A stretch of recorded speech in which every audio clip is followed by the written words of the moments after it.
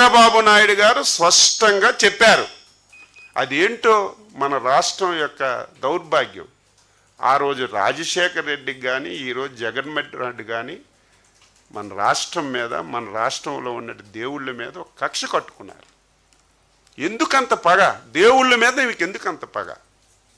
అందులో మా రాష్ట్రంలో ఉన్నటువంటి ఏడుకొండలవాడు వెంకటేశ్వర స్వామిని అపవిత్రం చేయాలని ఆ రోజు నుంచి ఈ రోజు వరకు మీరు కంకణం కట్టుకున్నారు.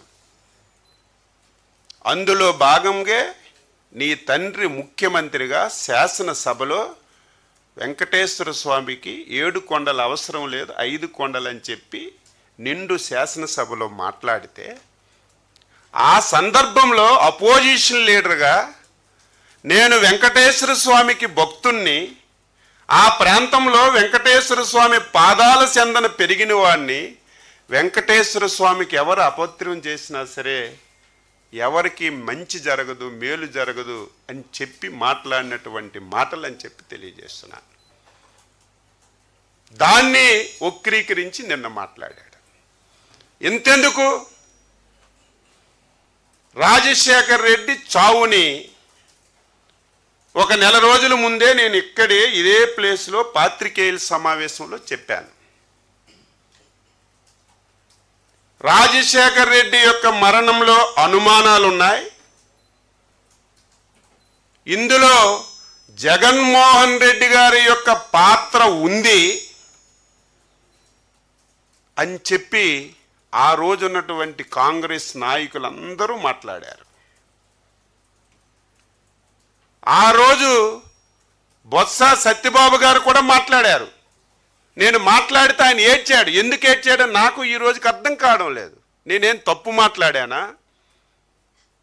మీ జగన్మోహన్ రెడ్డి లాగా లేనిది ఉన్నట్టుగా మాట్లాడానా? ఉన్నది వాస్తవం. ఆ రోజు నువ్వు అధ్యక్షుడిగా ఏం మాట్లాడావో అదే నేను ఆ రోజు చెప్తే నువ్వు ఏడ్చావు. ఎందుకు ఏడ్చావు? ఈ రోజుకి సమాధానం లేదు. ఎంత మోసం, దగ, ఎంత కుట్ర, ఎంత దౌర్భాగ్యంగా వ్యవహరిస్తున్నాడు. ఎగ్జాంపుల్ ఆ రోజు నువ్వే నా తండ్రి సావుకి రిలయన్స్ గ్రూప్ అధినేత ముఖేష్ అంబానీ గారని చెప్పి నువ్వే చెప్పావు. ఆంధ్ర రాష్ట్రంలో ఉన్నటువంటి రిలయన్స్ సంస్థలన్నింటి మీద మీ వాళ్ళందరినీ పంపించి దాడులు చేశావు. ఇది వాస్తవమా కాదా? ప్రజలందరికీ నేను ఈ సందర్భంగా అడుగుతున్నాను. పాత్రికేయులుగా మీరు కూడా ఒకసారి గుర్తుపెట్టుకోవాలి. అచ్చెన్నాయుడు చెప్పింది వాస్తవమా కాదా అని తెలుసుకోవాలి. నువ్వే రిలయన్స్ వాళ్ళ పాత్ర ఉందని చెప్పి దాడులు చేయించి, నానా యాతన చేయించి, నువ్వు అధికారంలోకి వచ్చిన తర్వాత రిలయన్స్ వాళ్ళని మంచిగా చేసుకొని వాళ్ళు చెప్పిన వాళ్ళకి రాజ్యసభ సీట్ ఇచ్చావా లేదని చెప్పి నేను అడుగుతున్నాను. ఇందులో ఎవరి పాత్ర ఉంది? చంద్రబాబు నాయుడు గారికి ఇందులో ఏం సంబంధం?